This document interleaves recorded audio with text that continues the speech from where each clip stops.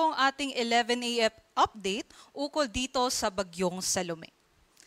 Kanina nga pong alas 8 ng umaga, ganap na ito naging tropical depression o mas humihina na. At ngayong alas 11, meron na lang po itong taglay na hangin na aabot sa 45 kilometers per hour at pagbugso na aabot sa 55 kilometers per hour habang binabaybay ang Balintang Channel. Meron pa rin po itong taglay na hangin nga po na 45 kilometers per hour. So medyo kalakasan pa rin po yung hangin natin, kaya kahit tropical depression na lamang ito ay mag-ingat pa rin po yung ating mga kababayan. Sa ngayon nga, kumikilos pa rin po ito pa southwestward, may kabilisan 20 kilometers per hour.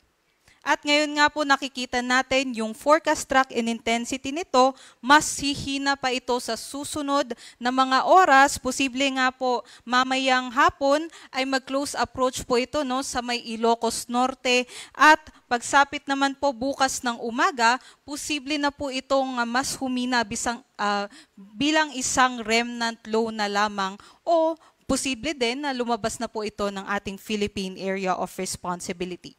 Ngunit hindi nga natin inaalis yung tsansa nga kung mag-southwestward pa yung kanyang movement ay posible nga pong maapektuhan pa rin ng malalakas na hangin yung parte ng Ilocos Norte. At ngayon, nakataas pa rin ang wind signal number 1 sa may Batanes, northern and western portions ng Babuyan Islands, maging sa may northwestern portion ng Ilocos Norte. Hindi bababa sa 39 kilometers per hour yung mga malalakas na hangin na kanilang mararanasan. At para naman po sa ating rainfall forecast, posible pa rin yung 50 to 100 millimeters na mga pag-ulan dito po sa may Batanes. Ngunit inaasahan nga po natin habang papalayo na itong si Bagyong Salome ay magiging mas lesser na po yung mga tsansa ng malalakas na mga pag-ulan at yung malalakas na hangin.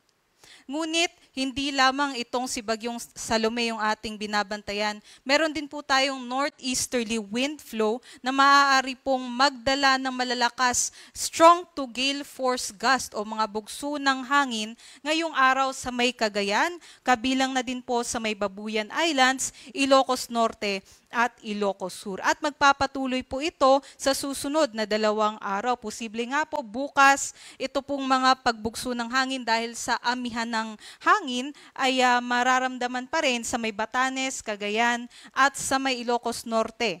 At sa Sabado naman, posible pa rin po itong maranasan sa may Batanes, Babuyan Islands at Ilocos Norte. At nakataas pa rin po yung ating gale warning dahil nga po matataas po yung ating mga pag-alon.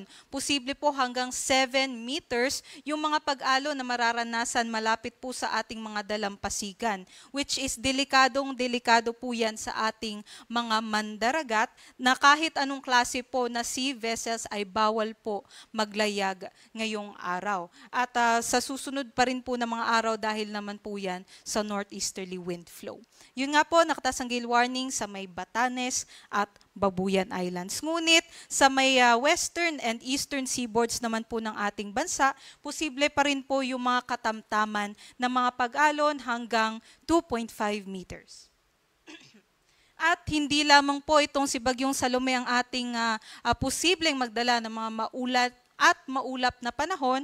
Meron din po tayong binabantayan na intertropical convergence zone o yung pagsasalubong ng hangin galing sa southern and sa northern hemisphere na yun po yung nagdadala ng mga pag-ulan dito po sa may Mindanao area, maging po sa may Palawan at sa Negros Island region. Inaasahan natin sa susunod na mga 5 araw, posible pong magpatuloy itong epekto ng ITCZ, kaya magbantay po yung ating mga kababayan na nandyan po sa may Visayas, Mindanao at Palawan dahil posible nga po yung mga flash floods at landslides dahil po dito sa malalakas na pag-ulan dahil sa intertropical convergence zone.